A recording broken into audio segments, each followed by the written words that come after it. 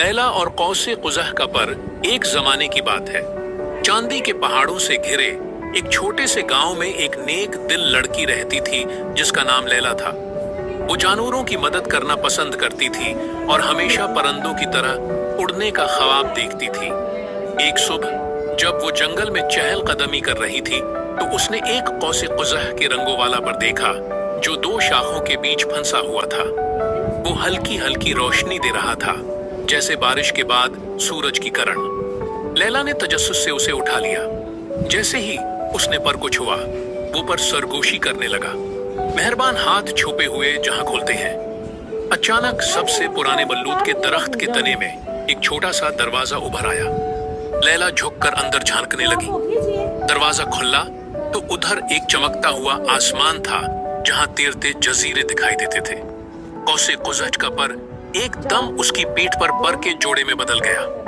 लैला उस जादुई आसमानी दुनिया में उड़ गई जहां बादल रोई की तरह नरम थे और सितारों की धूल की नदियां बहती थी।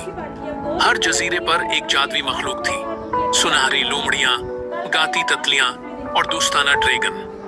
मगर एक जजीरा अंधेरा और खामोश था। वहां एक तुन्हा तूफानी ड्रैगन बैठा रो रहा था।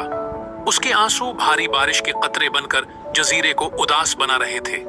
लैला उड़कर उसके पास गई और नरमी से पूछा, तुम उदास क्यों हो?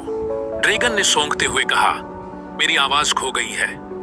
अपने गीत के बगैर मैं आसमान को रोशन नहीं कर सकता। लैला को पर की सरगोशी याद आई, मेहरबान हाथ छुपे हुए जहां खोलते हैं। उसने कौसे कुज़ह का पर ड्रैगन की नाक पर रखा।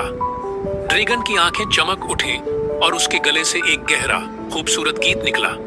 जैसे ही वो गाया, अंधेरा जजीरा जगमगाते फूलों से भर गया और आसमान कौसे कुज़ह से सज गया। ड्रैगन मुस्कुराया, शुक्रिया बहादुर लड़की, जब भी तुम ये पर पकड़ोगी तुम दोबारा हमारी आसमानी दुनिया में आ सकोगी।